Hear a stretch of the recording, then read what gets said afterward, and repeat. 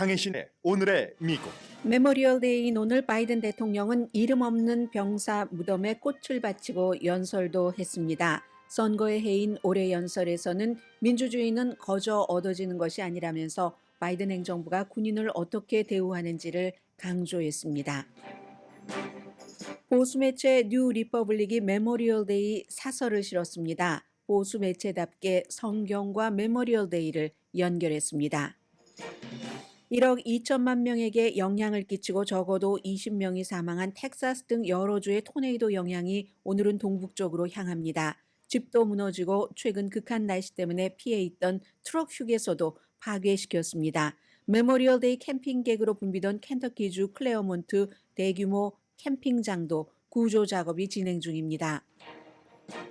지난 주말 전당대회를 연 자유당, 리버테리언당은 대선 후보로 조지아주의 전 상원 후보인 체이스 올리버를 선택했습니다. 자유당 전당대회에는 트럼프 전 대통령과 로버트 케네디 주니어가 초대받은 정치인으로 연설했지만 케네디 후보는 후보 지명받기에서 쉽게 떨어졌고 트럼프 전 대통령은 엄청난 야유를 받았습니다. 빌 클린턴과 버락 오바마 전 대통령이 세 번째로 대규모 바이든 선거기금 모금 이벤트에 참여하는 게 확인됐습니다. 트럼프 전 대통령은 해치펀드의 큰손 지지를 얻어냈습니다. 일론 머스크가 인공지능 회사 오픈 AI에 도전하기 위해 60억 달러를 모금했다고 밝혔습니다. 벤처 캐피털 자금 모금에서 가장 큰 금액에 속합니다. 세상의 거의 모든 게 인공지능 중심으로 돌아갑니다. 한중일 정상회담에 대해서는 미국 언론도 보도합니다. 미국은 중국이 한국과 일본이 미국과 가깝게 지내는 것에 맞서려고 시도하는 것을 강조한다. 워싱턴 포스트 보도입니다. 뉴욕타임즈는 지역의 정상회담이 미국 그늘에 가려졌다고 보도했습니다. 여러분 안녕하십니까? 오늘의 미국 강혜신입니다. 오늘 현충일입니다. 메모리얼 데이. 그래서 모든 전쟁에서 이제 숨진 군인들을 생각하고 하는데 항상 그 메모리얼 데이 하면은 특별한 경우를 제외하고는 대통령이 알링턴 국립묘지에 가죠. 지난번에 그 트럼프 전 대통령은 안 간 적이 있었습니다만은 알링턴 국립묘지에 가서 항상 똑같은 그림입니다. 기본적으로 대통령 옆에 부통령 서 있고 국방장관 지금 건강상 여러 문제가 있어서 다른 나라의 회의도 뭐 대타를 보내기도 하고 하는데 오늘 알링턴 국립묘지에 나왔고 그 옆에 참모총장 이렇게 네 사람이 우선 헌화를 합니다. 헌화를 하고 잠시 이제 들어갔다가 다시 나와서 대통령이 연설을 하는데 당연히 이제 대통령으로서는 이런 그 현충일에 하는 얘기가 뭐 미국을 위해서 숨진 사람 그리고 많은 가족들을 말하는데 본인이 이제 그 아들이 숨졌기 때문에 가족이 그 미국을 위해서 싸우다가 숨졌는데도 결국은 어디 있는지 그 마지막 시신조차도 찾지 못하는 이런 수많은 사람들의 상처는 그야말로 완전히 그 언제 그런 일을 겪었어도 지금 시점에서는 생생한 기억이다. 본인도 이제 아들 보 바이든이 9년 전에 숨졌는데 물론 나중에 암으로 숨졌지만 뭐 이라크 참전하고 있잖아요. 그런 그 가족들의 마음을 좀 보듬는 얘기를 먼저 했습니다. It hurts. The hurt is still real, still raw. This week marks 9 years since I lost my son Bo. Our losses are not the same. He didn't perish in the battlefield. He was a cancer victim from a consequence of being in the army. 아무튼 뭐 이런 얘기를 계속 했고요. 그리고 6월 달에 이제 노르만디 상륙 작전 80주년이 있죠. 노르만디 상륙 작전은 미군이 유럽을 좀 자유로 하기 위해서 그래서 이제 결국은 상륙한 건데 그것을 포함해서 한국전, 베트남전 많은 전쟁에서 숨진 미군들을 얘기했습니다.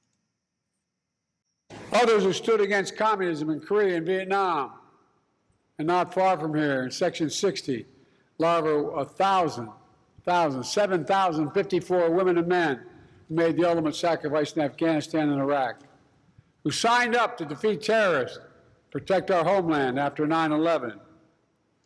Decade after decade, tour after tour, these warriors fought for our freedom and the freedom of others. Because freedom has never been guaranteed. Every generation has to earn it. 네, 이 프리덤은 언제나 그 완전히 그 개런티 보장되는 게 아니라고 얘기를 했죠. 민주주의도 마찬가지로 보장되는 게 아니다. 거저 얻어지는 게 아니다. 그전에는 이제 9.12 사건 이후에 이제 전쟁이 일어나서 숨진 사람들, 아프가니스탄 전쟁에서 숨진 남자, 여자 군인, 그리고 이제 맨 앞에 들어보신 게 한국과 베트남전에서는 공산주의자와 싸우다가 이긴 그런 그 미국 군인들, 이 미군들이 결국은 미국 내부만에서 미국만을 위해서 싸운 게 아니라 다른 나라의 자유와 민주주의를 위해서도 싸웠다 하는 그런 얘기를 했죠. 그래서 이건 이제 미국의 뭐 정부 이런 것을 넘어서 미국의 영혼이다. 미국의 영혼을 정말 그대로 그 우리의 미국을 만든 그 조상들이 한 것처럼 지키기 위해서 그렇게 많은 그 아들이 숨졌다. 민주주의는 그냥 지켜지지 않는다. 이렇게 얘기를 했습니다. 돌아오지 않는 군인에 대해서 먼저 말을 하고 그 전에는 토요일에 웨스트포인트 육군 사관학교 졸업식에서 그럼에도 불구하고 다른 많은 전쟁에 미국이 이제 간접적으로든 어떻게 참전을 하고 있지만 우크라이나에 미군을 보내지는 않는다. 이런 것을 강조를 했고 오늘은 메모리얼 데이 현충일을 맞아서 돌아오지 않는 그런 군인들에 대해서 얘기를 했습니다. 그런 군인들을 기억을 해야지 되고 미래의 어떤 그 자유 민주주의를 위해서도 그리고 미국의 기회 그리고 미국이라는 나라는 세계에서 유일하다고 했는데 이건 잘 모르겠어요. 사람들의 평등, 어떤 사람들의 평등이 아니라 모든 사람들의 평등을 위해서 그런 아이디어 아래서 태어난 국가가 미국이기 때문에 그건 유일할 수도 있겠네요. 큰 나라 가운데서는 그런 아이디어 아래서 태어난 이런 미국을 지키기 위해서 나아가서 다른 나라까지도 지키기 위해서 숨진 이런 그 미군들을 영원히 기억하고 뭐 기려야지 된다. 이런 얘기를 그럴 책임이 있다고 바이든 대통령이 강조했습니다. But above all, to recommit to the future they fought for, a future grounded in freedom, democracy, opportunity, and equality, not just for some, but for all. America is the only country in the world founded on an idea that all people are created equal and deserve to be treated equally throughout their lives. We've never fully lived up to that, but we've never, ever, ever walked away from it. 네, 거기서 미국은 정말 그 아이디어 모든 사람들은 평등해야지 되고 평등하게 태어났다는 그 아이디어 아래서 세워졌고 그것을 지켜나가야지 되고 그런 것을 지키기 위해서 애썼던 군인들 그리고 우리는 앞으로 그런 것을 지켜야지 될 책임이 있다. 이게 이제 오늘 몇 회입니까? 2024년도 메모리얼 데이에 미국의 대통령이 국민들에게 준 연설입니다. 메모리얼 데이 하면은 보통 이제 여름이 시작되는 오늘 로스앤젤레스 조금 싸늘합니다만은 여름이 시작되는 그런 그 할러데이이기도 하지만 아무튼 군인들에 대한 뭐 그런 생각이 있는 날이죠. 더군다나 이제 선거철이기 때문에 바이든 대통령 현충일입니다. 5월의 마지막 월요일이 매년 미국은 이제 할러데이를 날짜를 딱 정하는 그런 할러데이가 있고 이렇게 어머니 날, 아버지 날, 메모리얼 데이처럼 몇 번째 월요일 하는 그런 할러데이도 있는데 이건 이제 메모리얼 데이는 5월의 마지막 월요일이 메모리얼 데이 한국식으로 현충일입니다. 사설을 하나를 전해드리겠습니다. 보수 우파 잡지 내셔널 리뷰의 사설입니다. 메모리얼 데이가 원래 데코레이션 데이로 시작을 했잖아요. 그래서 대통령도 이름 없는 군인의 무덤에 꽃을 이렇게 헌화하는 이런 것으로 시작하는데 그 데코레이션 데이가 19세기 5월의 어느 날 아침 쓰러진 군인의 무덤에 꽃을 놓고 성조기를 꼽고 사랑했지만 떠나보내야지만 되는 그런 사람에 대한 기억. 그래서 이제 데코레이트 한다고 데코레이션 데이로 시작을 했다는 거죠. 미국에 많은 그 미국의 전통이 있지만 남북전쟁 끝나고 이제 시작한 겁니다. 마음이 다른 쪽, 저쪽, 남과 북이 달랐잖아요. 그래서 남쪽은 노예를 지키자고 하고 북쪽은 아니다. 노예는 없어야지 돼. 인간적으로도 그렇고 북쪽은 그만큼 이제 산업 바탕이었고 남쪽은 농업 중심이니까 일손, 노예가 필요했었던 것이고 북쪽은 인간이 그럴 수가 있어? 인간에게? 뭐 이렇게 해서 싸워서 결국은 이제 노예 해방이 됐지만 이 서로의 마음속에 상대에 대한 그 미움이라기보다 비통한 것 있죠. 그런 마음이 있었다고 설명을 합니다. 그렇지만 남부와 북부는 군인에 대해서만은 같은 생각을 했고 군복을 입은 그런 그 참전용 군인들이 남북 전쟁에 지금은 이제 그 이후에 바이든 대통령이 얘기한 것처럼 많은 뭐 노르만디 상륙 작전, 베트남전, 한국전, 베트남전 이전에 한국전, 아프가니스탄 뭐 등등 이런 전쟁에 참전했었던 사람들 점점 나이가 드시니까 군복을 입고 타운과 마을에서 퍼레이드를 하신다. 오늘 로스앤젤레스에서도 퍼레이드가 많이 기획돼 있죠. 그분들이 입은 군복을 보면 낡았고 그리고 이제 국기를 개양을 하는 날이고 연설들이 이어지고 바이든 대통령을 비롯해서 하면서 하나의 사진을 말로써 설명을 합니다. 저는 지금 그 사진을 보면서 말씀을 드리는데요. 1896년 헨리 샌드햄의 그림입니다. 시간의 행진이라는 The March of Time이라는 이걸 보면 군인들인데 군인들 하면 보통 젊어야지 되는데 전부 수염도 길고요. 노인 군인들입니다. 노인 군인들이 회색 수염과 머리칼이 보이는 그런 분들이 행진을 하고 옆에서 이제 사람들이 보이는데 바로 이 1896년이었으니까 영보이가 1035년 전에는 남북 전쟁하고 할 때는 그때는 정말 이 그랜드 아치 그 아미에 입대하려고 했었던 젊고 용감했던 그런 군인들이 이제 늙은 군인이 돼서 회색의 젠틀맨이 돼서 쭉 이렇게 행진을 하는 그게 이제 남북 전쟁이 끝나고 뭐 35년 뒤인 1896년도의 사진이다. 이렇게 얘기를 하면서 옥담도 대담한 그 군청색에서 퇴색이 됐고 눈은 자랑스러운 그런 그 눈빛이 보이지만 슬픔이 들어있다. 이제 이런 군인의 모습을 얘기를 합니다. 미국은 다른 역사가 긴 나라에 비해서는 짧은 역사지만 많은 그래도 전쟁을 치렀잖아요. 모든 대륙과 모든 바다에서 싸웠습니다. 요즘은 미국 내부보다는 미국 외부에서 전쟁을 더 많이 하지만 전쟁을 많이 하면 할수록 많은 군인들이 숨졌다는 얘기고 미국의 소년들은 뭐 펜실베니아 게티스버그에서도 숨졌고 테네시 강변에서도 숨졌지만 베를린, 도쿄, 하노이 하늘에서도 숨졌고 한국의 그 추운 서리 속에서도 숨졌다. 한국전을 얘기를 합니다.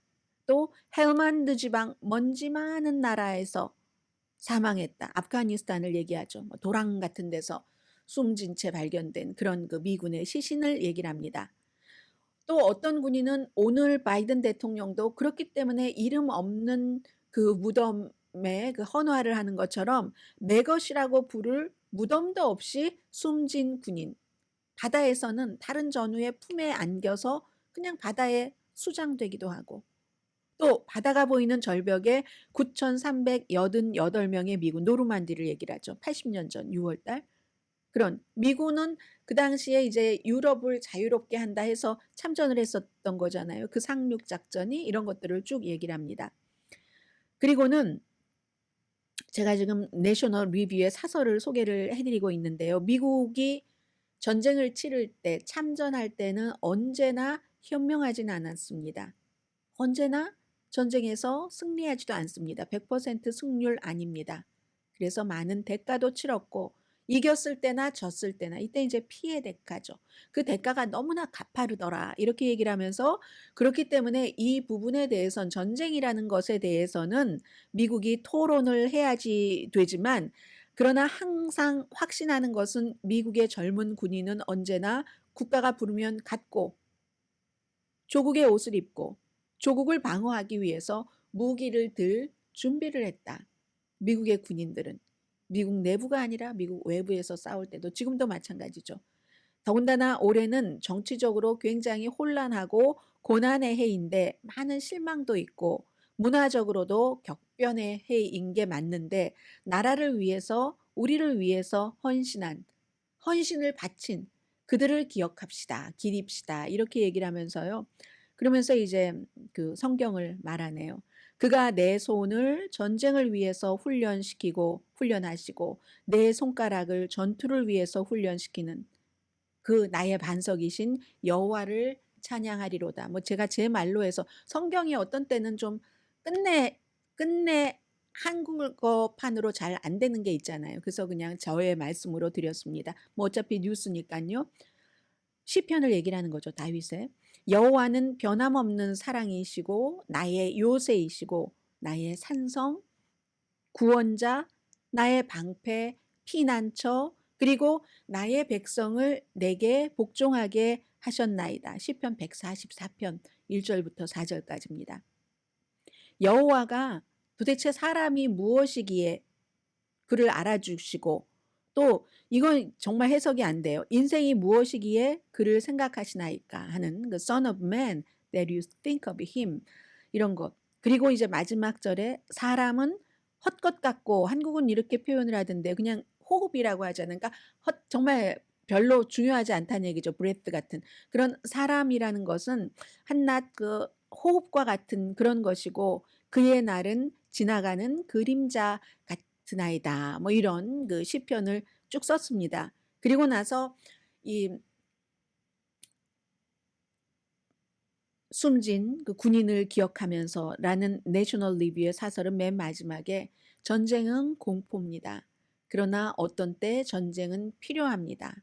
라고 규정을 합니다. 자유를 위해서 목숨을 바친 젊은 군인을 생각할 때 정의롭고 의로우신 하나님께서 이 나라를 축복하시기 바랍니다. 링컨이 희망한 대로 우리와 모든 나라 사이에 정의와 평화가 이어지길 바랍니다. 메모리얼 데이를 그들이 우리에게 바라는 대로 먼저 나라를 위해서 숨진 그분들이 우리에게 바라는 대로 그림자가 아닌 평화 속에서 기억하게 되길 그런 날이 되기를 바랍니다. 내셔널 리뷰라는 아주 보수적인 우파 잡지의 오늘 사설입니다.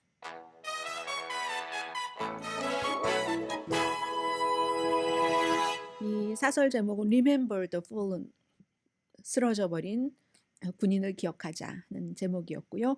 잠시 뒤에는 네, 항상 이상과 현실이 있기 때문에 지금 텔레비전에도 열심히 그 트럼프 전 대통령이 자유당 전당대회 가서 연설하는 게 보이는데요. 리버테리언 당에 가서 정치 뉴스 좀 전하겠습니다.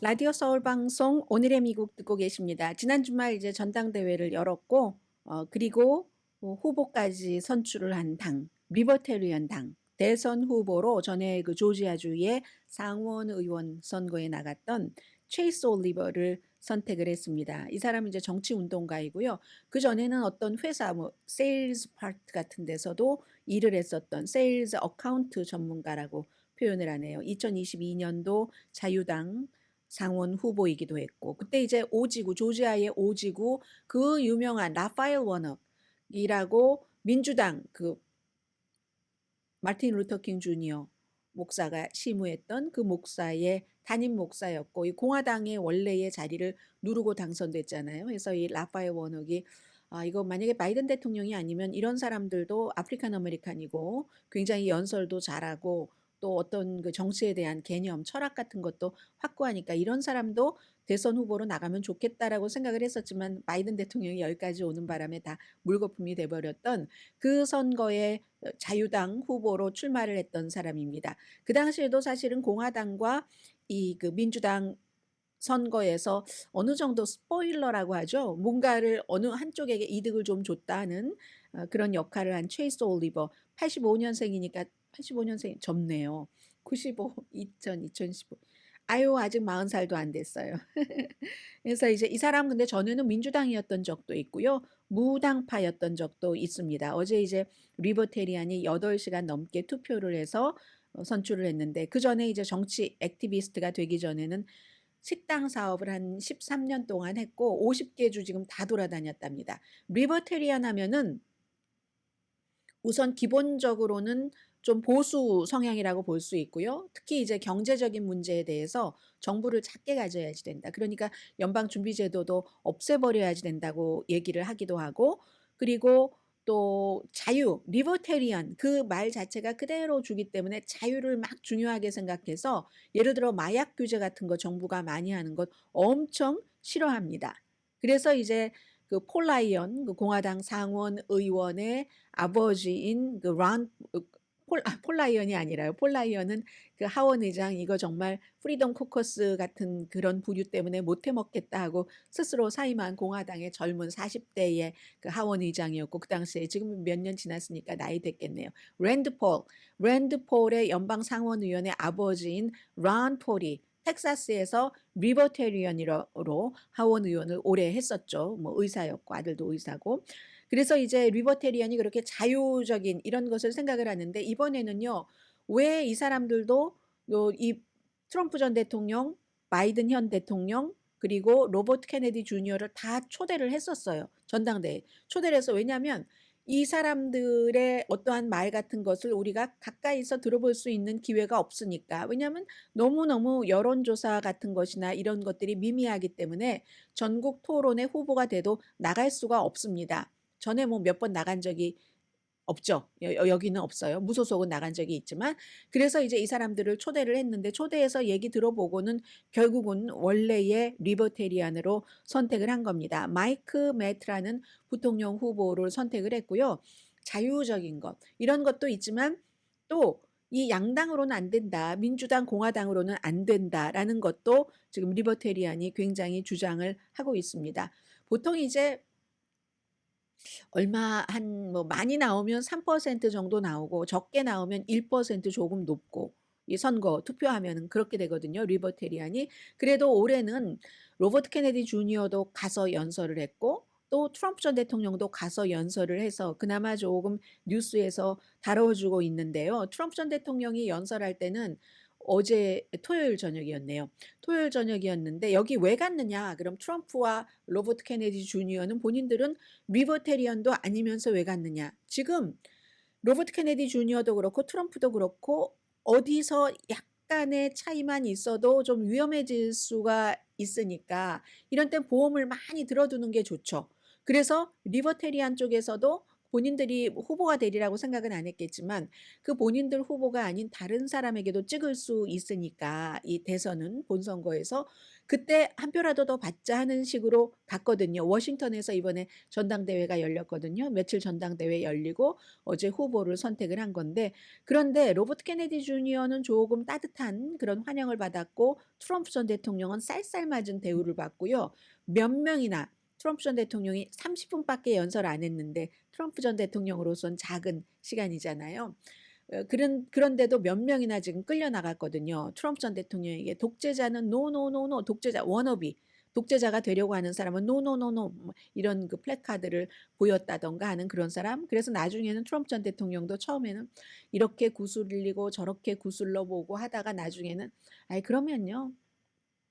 그냥 그렇게 사세요. 3% 정도 받고 사시든가 아니면 나를 지명하든가 아니면 지명은 하지 않더라도 본선거에서 나에게 투표하거나 이렇게 이제 거의 등을 돌리는 식으로 트럼프 전 대통령 나갔습니다. 나를 지명하거나 인정하거나 이건 투표하라는 얘기잖아요. 둘 중에 하나만 해라. 아니면 4년마다 계속 투표율 3% 계속 얻으시든지 뭐 이런 이거 악담이잖아요. 어쩌면 그리고 나서 이제 이 트럼프 전 대통령이 회전이 빠르잖아요. 그리고 나서 아 이거 좀 너무했다 싶었는지 어쩌면 이기고 싶지 않은지도 몰라 뭐 이렇게 얘기도 했고요. 그래서 이 지난번 선거에서는 한 1.2% 받았고 그리고 그 전에 4년 전의 선거에서는 3% 후보는 다 다른 후보입니다. 두 사람 다. 아무튼 그런 일이 있었어요. 그래서 트럼프 전 대통령이 리버테리안의 전당대회에 갔으니까 뭐라 이거 트럼프 전 대통령의 캐릭터를 정치인으로서 알 수 있는 겁니다. 로스 울브리히트라는 마약 판매 사이트를 실크로드예요. 그 사이트 이름이 실크로이드를 만들어서 유죄 판결을 받았고 종신형을 복역하라는 판결로 복역하고 있거든요. 근데 가서 이 사람 내가 대통령이 되면 사면해 주겠다라고 얘기를 했거든요. 그런데 이거 리버테리안이 너무 원하는 겁니다. 이 사람들은 모든 것을 개인의 자유라는 것에 엄청나게 중점을 두고 있기 때문에 왜 정부가 그런 그 개인이 다 알아서 할 건데 그런 것까지 관여를 하지 하니까 트럼프 전 대통령이 이 얘기할 때는 엄청 박수를 받았습니다. 그런데요. 트럼프 전 대통령은 2년 전에 본인이 재선에 나간다라고 발표할 때 이런 사람에 대해서는 사형을 의무화하는 법안이 통과되도록 일하겠다 하고는 막상 이런 거 싫어하는 그쪽에 와서는 그 사람 이미 그 감옥에 들어갔는데 사면해서 감옥에서 나오게 하겠다. 이렇게 얘기를 하는 게 트럼프 전 대통령입니다. 물론 뭐 정치인들이 원래 다 그 자리에서 그 사람들이 듣고 싶어 하는 말을 하긴 하지만 다는 아니고 거의가 그렇긴 하지만 아무튼 그렇고 그에 비해서 또 로버트 케네디 주니어는 워낙에 이 자유주의자적인 기질이 많은 사람이죠. 트럼프 전 대통령보다는 조금 나은 대우를 받았는데 로버트 케네디라는 사람은 리버테리안 그 전당대회에 가서 그 에드워드 스노우슨 지금 미국의 군의 내부 정보를 이렇게 공개를 해서 그래서 이제 그 미국에서 엄청나게 그 사람을 송환하기를 원하지만 러시아에서 살고 있잖아요. 그 사람도 이 사람에게 씌워진 스파이 혐의를 없애야지 된다라고 주장을 하고 또 위킬리스 창업자 호주 사람이지만 지금 뭐 영국의 고등법원에서 미국에 이렇게 송환되는 것을 일단 거기에 대해서 항소를 할 수 있도록 시간을 줬잖아요. 이 에드워드 스노든 아니 그 위킬릭스의 창업자인 줄리안 아산지 이런 사람에 대한 무슨 뭐 고소하고 이런 것도 다 취하해 주겠다. 로버트 케네디 주니어도 이제 그런 얘기를 했어요. 이거 다 리버테리안이 좋아하는 겁니다. 아무튼 그런데 이제 리버테리안 그 당 내부에서도 아니 우리와 핵심적인 가치가 맞지 않는데 어떻게 트럼프와 로버트 케네디 같은 사람을 초대를 해라고 그 주장을 했었던 사람들도 많지만 앞서 말씀드린 것처럼 기회가 없으니까 그리고 우리도 확장을 해야지 되니까 확장을 하려면 다른 사람들도 이렇게 같이 와야지 된다 이런 얘기를 합니다. 그리고 바이든 대통령은 초대받았지만 안 갔습니다. 현직 대통령이 뭐 그 정도 한 3% 득표율 나오는 그쪽에 가기는 쉽지 않죠. 또 민주당에 그 보이는 이런 것도 있고 트럼프 전 대통령이야 양대 정당인 공화당의 후보로 뭐 확정이 됐지만 공식적으로 확정은 전당대회에서 하지만 확정은 됐지만 트럼프의 공화당이지 지금은 전통적인 공화당의 공화당은 아니잖아요. 그래서 하고 싶은 건 마음대로 할 수 있지만 바이든 대통령은 리버테리안 전당대회에 가기는 어려웠겠죠. 어렵고 별로 가고 싶지 않았을지도 모르겠습니다. 로버트 케네디 주니어라는 사람이 과연 6월 17일이죠. 처음에 그 후보 토론 27일이든가요. 아무튼 6월입니다.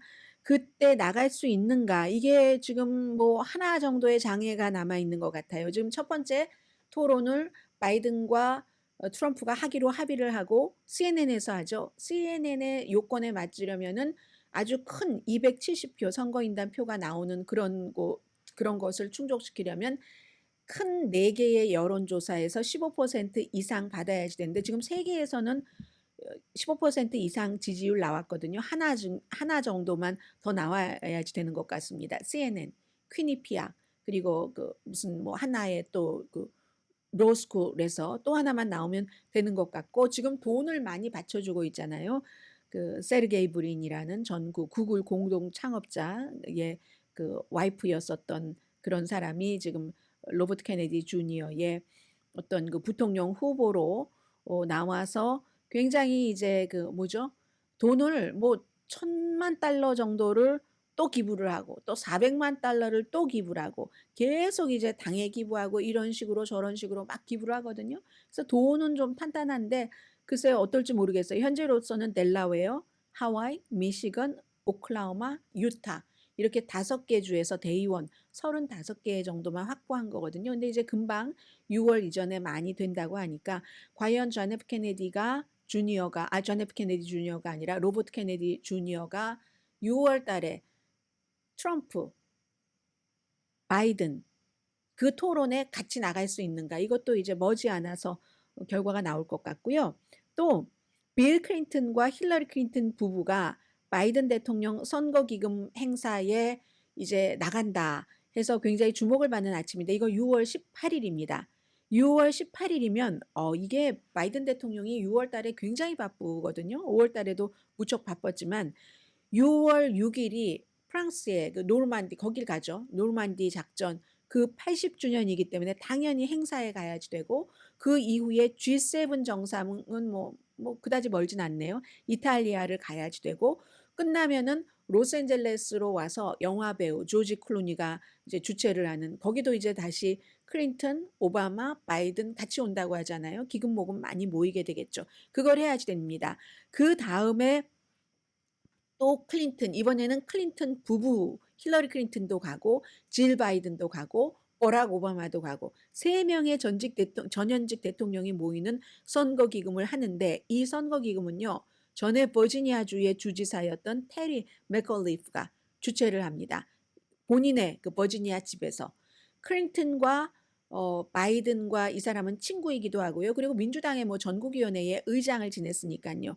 이런 것, 이걸 보면은 바이든 대통령은 돈은 조금 단단하고, 그리고 민주당이 굉장히 뭉친다는 것을 알 수가 있습니다. 더 이상은 이제 민주당에서 바이든 가지고 되겠어라는 말을 안 하죠. 이건 물론 기간이 그래서 그런 것도 있지만, 또 이렇게 지내다 보니까 3월 달에 이 바이든 대통령이 국정연설 이후에 또 뭐 오늘도 연설하는 거 들어보시면, 만약에 박스 같은 데서 얘기를 하면 트럼프 전 대통령도 뭐야 또 뭐 약 먹은 거 아니야 뭐 이런 얘기를 할 만큼 아주 뭐 그냥 뭐 오점 없이 그렇게 연설을 잘 하잖아요. 그런데 이제 박스 같은 데 보면은 트럼프 전 대통령의 말에 따라도 한 문장을 제대로 연결시킬 수 없다던가 두 문장을 연결시킬 수 없다던가 때로는 이런저런 말을 하기도 하는데, 이제 더 이상은 국정연설 이후에 여러 가지 모습에서 바이든 대통령이 너무 늙어서 안 되겠어 하는 얘기가 적어도 민주당의 지도부에서는 이제 안 나오는 것 같은 분위기고요.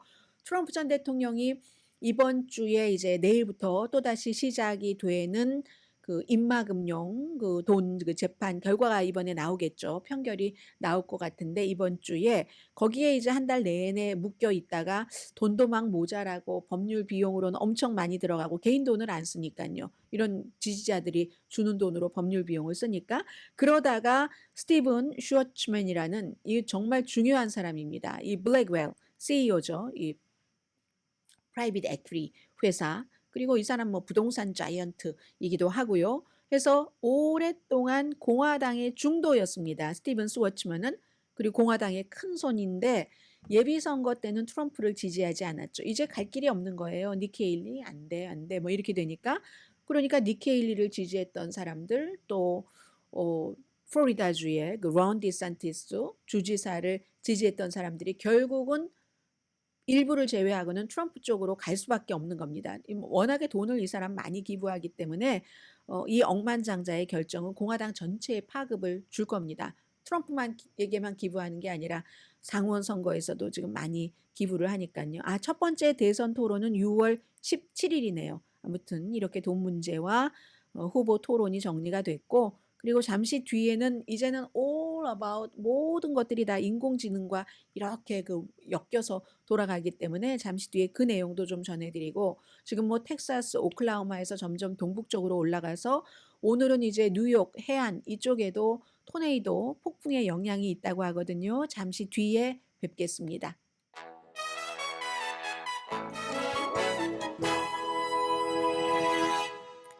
네, 라디오 서울 방송 오늘의 미국 듣고 계십니다. 오늘 뭐 주식시장 당연히 쉬고요. 당연히 쉬는데도 제가 보니까 이제 장외 거래에서 요즘 엔비디아가 완전히 핫하잖아요. 조금 이제 올라가는 뭐 그런 분위기들 보이고 있고요. 내일 이제 오랜 동안의 긴 연휴를 마치고 투자가들이 돌아와서 그 장의 움직임을 또 봐야지 되겠죠. 일론 머스크가 인공지능 회사 오픈 AI에 도전하기 위해서 60억 달러를 모금했다고 발표를 했습니다. 오픈 AI가 샘 알트만이 하는 챗 GPT를 만든 그 회사죠. 근데 원래는 일론 머스크가 이 오픈 AI의 공동 창업자였습니다. 일론 머스크가 처음에 시작한 일들이 많잖아요. 페이팔도 원래 같이 했었고 하는데, 일론 머스크의 인공지능 회사는 X, 이건 스몰로 쓰고요. AI. 여기서 이제 그 60억 달러를 모았다는 것은, 이건 이제 벤처 캐피털 그 자금 모금에서는 거의 가장 큰 금액에 속한답니다. 이렇게 되면은 이제 챗GPT 늦었기는 했지만 따라가는데 도움이 되겠죠. 돈이 있으니까. 왜 챗GPT 딱 나오고 나서 지난해 11월 이때 나오고 나서 나오자마자 금방 너무 인기가 있으니까 일론 머스크가 얘기했잖아요. 지금은 이런 거 할 때가 아니라고 하더니 조금 있다 몇 개월 있다가 본인도 한다고 발표를 하더군요. 네. 그래서 이제 그리고 누가 투자했는가 이것도 굉장히 중요한데, 에드레센 호로위츠 이분은 AH 캐피털 매니지먼트 캘리포니아주의 본사가 있는 맨로 파크에 본사 있는 거기 맞죠? 네. 거기 이제 누구에게 얘기를 했죠? 제가 저에게 질문하고 스스로 답하네요. 그 굉장히 이제 그 벤처 그 캐피털리스트로서 아주 영향력이 있는 사람이기 때문에 중요하고 또 세코이아 캐피털 이런 곳도 이 투자를 했다라고 얘기를 합니다. 그런데 이 투자자들이 사실은 일론 머스크에 투자하는 사람들은 뭐 X에도 투자하고 막 겹쳐서 정확하게 이게 누가 여기에 얼마를 투자했다는 것을 알아보기는 조금 힘든 것 같기는 해요. 지금으로서는. 그 밖에 이제 피델리티 같은 데도 투자를 했다고 하고. 근데 이제 큰 돈을 아마 AH 캐피털 매니지먼트가 앤드레슨 호로위츠가 투자를 한 것 같습니다. 새로운 돈이 어디로 갈 것인가? 우리가 이 돈으로 뭘 하겠습니다 하는 걸 발표를 하잖아요. 자세한 건 얘기하지 않았지만 아마도 슈퍼컴퓨터 기가 팩토리 오브 컴퓨트 뭐 이렇게 얘기를 하고 있는데 그렇게 되지 않을까 하는데 그렇게 되는 경우는 일론 머스크의 뭐 X라든가 스페이스 X라든가 이런 것과 할 수는 없잖아요. 테슬라와 해서 오라클과 합작을 한다는 얘기들 많이 나오고 있는데 아마도 그런 것 같습니다. 그래서 이 뉴스는 기본적으로는 이제 세상의 모든 것은 오픈 그러니까 인공지능으로 간다. 심지어 어제였던가요? 월스트리트저널 보니까 사람들이요, 젊은 사람들이 그 컴퓨터 업계에서 일했던 사람도 이 인공지능 분야에서 일하지 않은 사람들은 다 돈을 주고 뭐 예전에 우리가 뭐가 앱 개발하고 할 때 그런 거 많았잖아요. 뭐 예를 들어 듀크 대학교를 나왔다. 그런데 나의 이 그 전공으로 취직하기가 만만치가 않아 하면은 그 당시에 샌프란시스코에 있는 어디 가서 뭐 6,000달러 뭐 몇천 달러 보고 단기간에 몇 주일 안에 뭐를 싹 배워서 그 앱 디자이너가 된다던가 그런 거 많았잖아요. 그랬던 사람이 이제 세월이 흘러서 뭐 중진이 됐겠죠. 그 회사에서. 그런 것과 마찬가지로 컴퓨터 분야에서 일은 했지만 인공지능에 관련이 없는 이런 사람들이 거의 뭐 한 $10,000 정도 내고 단기 한 2주일 동안 배웁니다. 그리고는 어디 이력서에 뭐 인공지능 전문가 이런 것을 넣어서 제출을 한다고 하는데 만약에 그렇게 되는 경우 미국에서 뭐한 $10,000 거의 뭐 $8,000, $9,000 이렇게 되는 것 같던데 그게 2주일 동안에 작은 돈 아니잖아요. 큰 돈이죠. 그런데 그것으로서 설령 취직이 못 된다 할지라도 본인이 그 인공지능에 관한 모든 것을 아주 인텐시브하게 2주일 안에 얻을 수 있다면 돈만 그 여건이 된다면 괜찮다고 하는 사람들 많다고 어제 그 월스트리트저널이 보도를 하더군요. 그리고 파워풀한 이 폭풍 말씀을 조금 드리겠는데요. 텍사스 주말에는 오클라호마, 알칸소에서 뭐 전부 뭐 20분 이상이 숨지셨다니까 다치신 분들은 얼마나 많으시겠어요. 뭐 집도 무너지고 최근에 극한 날씨 때문에 뭐 아주 이만저만 피해가 아닌 겁니다. 텍사스는 개다 대고 날씨는 세 자리 숫자 기온이 그 정도로 올라간다고 하고요. 어느 정도의 토네이도였냐면은 뭐 텍사스, 오클라호마 뭐 이런 알칸소 이런 곳이 파편이요. 파편이 딱 치고 올라가면 35,000피트 그럼 비행기가 다니는 길이잖아요. 거기까지 올라갔답니다. 그러니까 이렇게 되는 경우 사람이 숨지고 집이 무너지고 길은 막히고 심지어는 막 대규모 그 캠핑장까지 켄터키에 캠핑장까지 완전히 그냥 구조 작업이 시작돼서 아침에 그 트위터 그 X 보니까 캠핑장이 너무너무 큰 거예요. 말하자면 뭐 모빌홈 큰 모빌홈 단지처럼 그렇게 돼 있는 캠핑장이 완전히 뭐 쓸려 나가고 하는 것이 보이던데 기본적으로 텍사스에서는 달라스 북부에서 알칸소 뭐 북동쪽 코너까지 텍사스는 쿡 카운티인데 이게 오클라호마하고의 그 위쪽 그 국경인데 아마 한국 분은 거의 안 사시는 지역인 것 같아요. 그래서 이제 뭐 텍사스 주지사라든가 알칸소 주지사가 전에 트럼프 시절에 그 백악관 그 처음 오랫동안 그 대변인 했었던 세라 허캅이잖아요. 전부 비상사태 선포했고요. 오클라호마도 마찬가지고. 그리고 이처럼 토네이도가 불 때는 정전이 되잖아요. 정전이 돼서 심장 질환이 있으신 분들 또 다른 그 만성 질환이 있으신 분들이 정전이 돼서 그 의료 기구를 쓰지 못해서 숨지는 이런 경우도 있습니다. 뭐 5월 달이니까 결혼하기 정말 좋은 달. 오클라호마에서 야외 결혼식에서 숨지시는 분들도 계시고 텍사스의 벨리뷰 트럭 휴게소 거기 완전히 모든 게 다 날아가서 옷 뭐 단열재 집이 다 그냥 거쳐진 거예요. 그래서 뭐 철망 같은 데에 그게 몇 마일에 걸쳐서 그런 옷 같은 이런 모든 것들이 플라스틱 조각까지 걸쳐져 있더라. 뭐 감겨 있는 거죠. 그 바람이 막 회오리 바람이 이렇게 하면서 켄터키 아직도 지금 전기 안 들어오는 가정 너무 많고요. 클레어몬트 인근의 대규모 캠핑장이 바로 좀 전에 말씀드렸던 곳이고 엘라바마, 웨스트 버지니아, 미주리, 알칸소 아무튼 지금 뭐 심지어 그 인디애나폴리스 500, 인디애나폴리스 500 레이스 그 경주도 4시간이나 스탑됐었잖아요. 완전히. 뭐 12만 5천 명이 관중이었는데 전부 대피하기도 했었고요. 그리고 이제 오늘부터는 더 북쪽, 동쪽으로 일리노이, 미주리 이런 데 뭐 켄터키, 테네시는 여전하고 또 그러다가 노스캐롤라이나, 버지니아, 뉴욕 이쪽 해안 쪽으로도 험한 날씨 된다고 하니까요. 이런 일들이 지금 계속 아주 따뜻하고 공기가 습하기도 하고 해양 쪽에서 멕시코 지금 엄청나게 덥다면서요. 그런 패턴이 2달 동안 계속 이어지더니 토네이도의 원인이 되고 토네이도까지는 못 가도 엄청난 폭풍이 돼서 전의 기록을 지금 계속 깨고 있는 겁니다. 5월 26일까지 어제까지 989건의 토네이도가 불어닥쳐서 보통 때 평소에 그때의 토네이도 수보다 뭐 한 200케이스 정도 더 많은 그 정도가 되고요. 잠시 뒤에 뵙겠습니다.